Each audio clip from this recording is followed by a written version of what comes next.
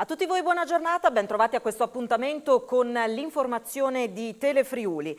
Resta sul tavolo del governo l'ipotesi di un nuovo rigassificatore per far fronte alla crisi energetica causata dalla guerra tra Russia e Ucraina. E il Friuli Venezia Giulia, per voce del presidente della regione Massimiliano Fedriga, ha dato la propria disponibilità ad ospitare un impianto offshore, cioè al largo della costa regionale. Una disponibilità confermata a più riprese. Sentiamo il presidente Fedriga. Io ho parlato di nave gasiera in Friuli Venezia Giulia e oltretutto offshore.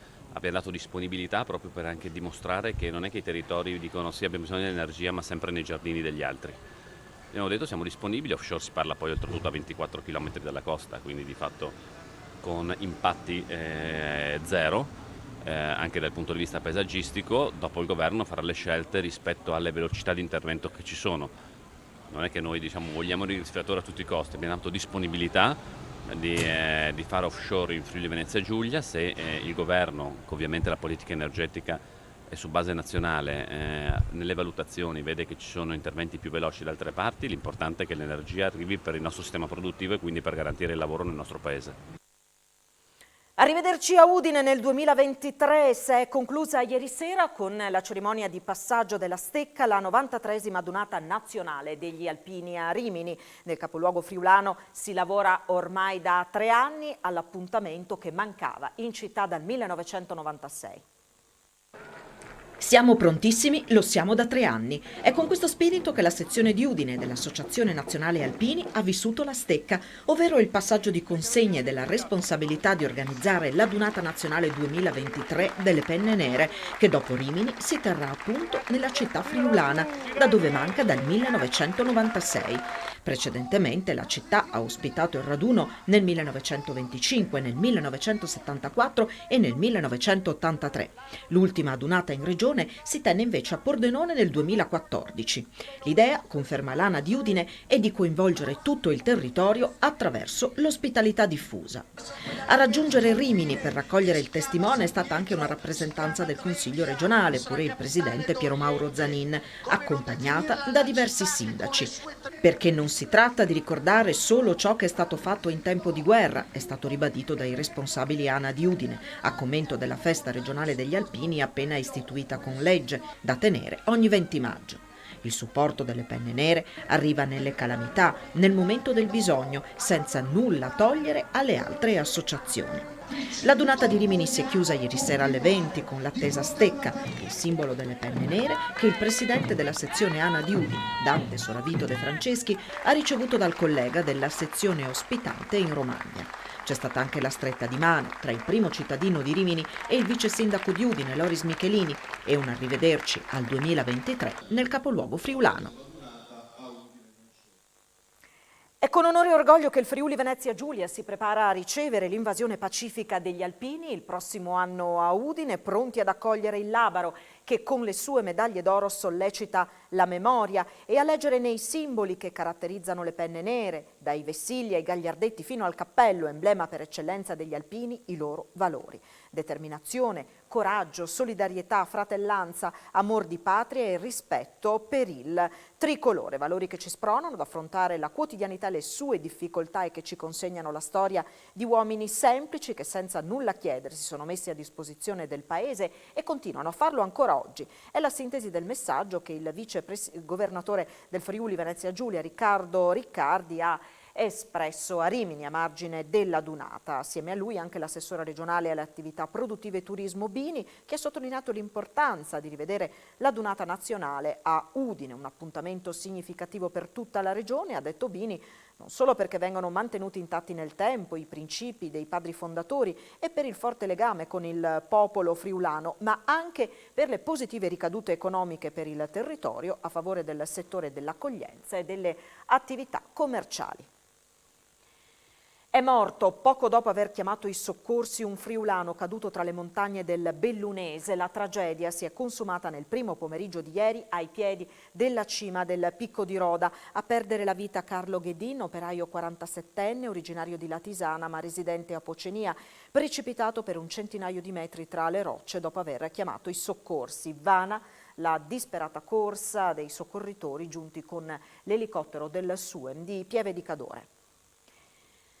Si è messo a disposizione del GIP tramite il suo legale Vincenzo Paglialonga, il 40enne fermato per l'omicidio della vicina di casa Lauretta Toffoli. La polizia lo ha arrestato sabato dopo che nel pomeriggio erano emersi gravi indizi di colpevolezza a carico dell'uomo e a seguito del lungo interrogatorio in questura la presenza del difensore Pier Giorgio Bertoli. L'uomo era stato arrestato poco prima di mezzogiorno dalle volanti per essere evaso dagli arresti domiciliari. Ci sono alcuni indizi ma non sono ancora decisivi, in particolare bisogna capire se l'ora dell'omicidio è compatibile con quella dell'evasione dai domiciliari, così il difensore di Paglialonga. Il 40enne sabato si è avvalso della facoltà di non rispondere ma come detto si è messo a disposizione degli inquirenti per i prossimi giorni. Dopo quasi 12 ore trascorse in questura, peraltro senza aver assunto la terapia farmacologica che sta seguendo, ha spiegato l'avvocato, il mio assistito sabato non era lucido, ma c'è la massima disponibilità, conclude, a rispondere al PM Claudia Finocchiaro. Con la fiamma ossidrica hanno provato nella notte a scardinare uno sportello bancomat a Corno di Rosazzo. Il tentativo poi fallito è avvenuto ai danni della filiale Credit Agricole Friuladria di via Papa Giovanni XXIII. L'assalto alle 3 della scorsa notte, a lanciare l'allarme gli uomini in servizio nella centrale operativa Cariparma che nei monitor collegati alle telecamere di videosorveglianza hanno notato uno o più uomini intenti a manomettere il bancomat usando una fiamma ossidrica.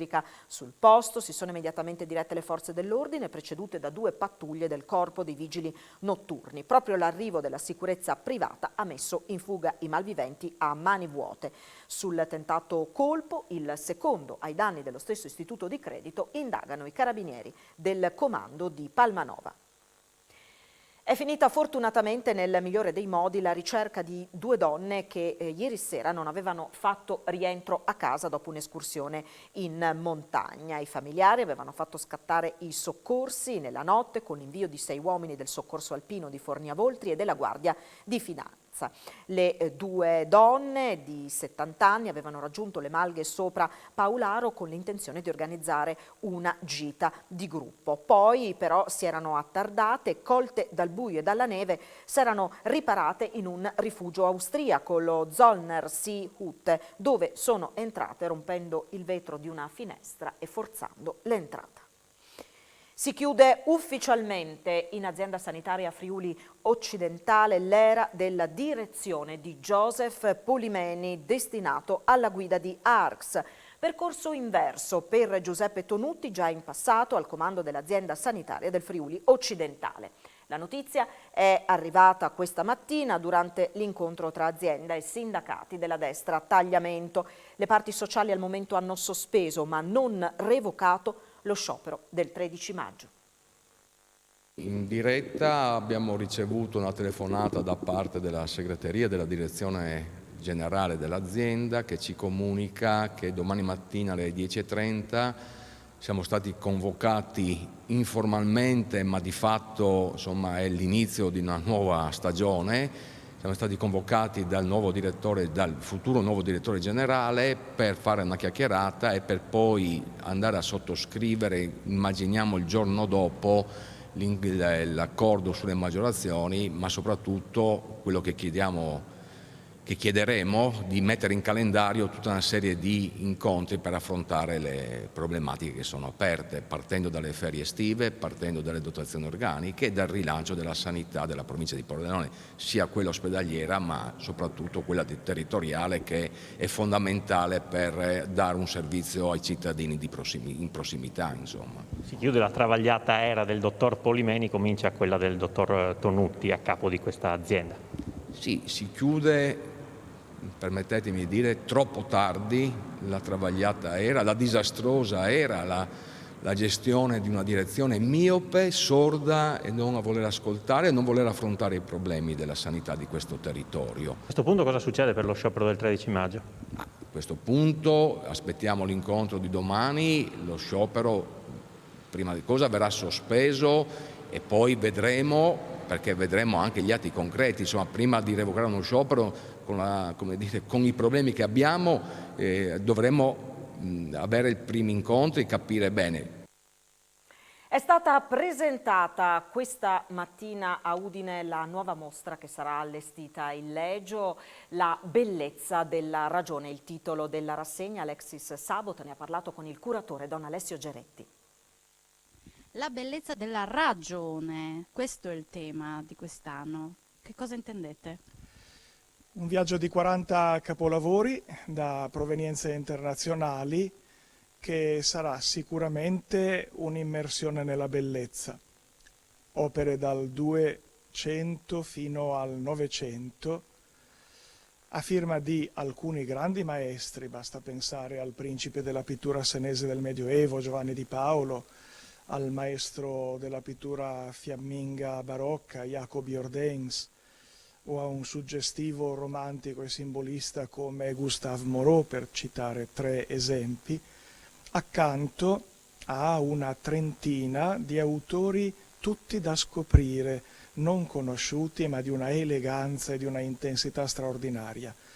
Però la mostra è particolarmente affascinante per il messaggio e il tema che dà da pensare e che riguarda proprio la necessità di pensare, quanto sia prezioso il dono della ragione e il suo esercizio accurato, attraverso un viaggio che parte dalla considerazione dei disastri che vengono alla vita umana quando si smarrisce il lume della ragione, per poi considerare 3 forme di esercizio dell'intelligenza, quella scientifica, quella filosofica e quella fantastica, creativa.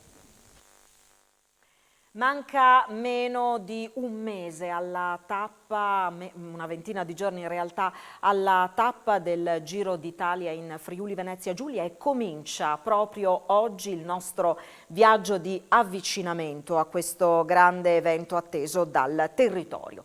A partire da oggi, dal lunedì al venerdì alle 12:45, appuntamento con In Giro, rubrica che ci accompagnerà sui luoghi della Corsa Rosa in Friuli, conoscendo le strade che saranno attraversate dai ciclisti, ma conoscendo anche i luoghi, i personaggi, protagonisti di questo territorio. Cominciamo, come detto, proprio oggi, tra pochissimo, subito dopo il telegiornale, con il meglio della serata di presentazione della tappa a Cividale. Dunque dal lunedì al venerdì alle 12:45 da oggi e fino alla tappa del 27 maggio, appuntamento con In Giro.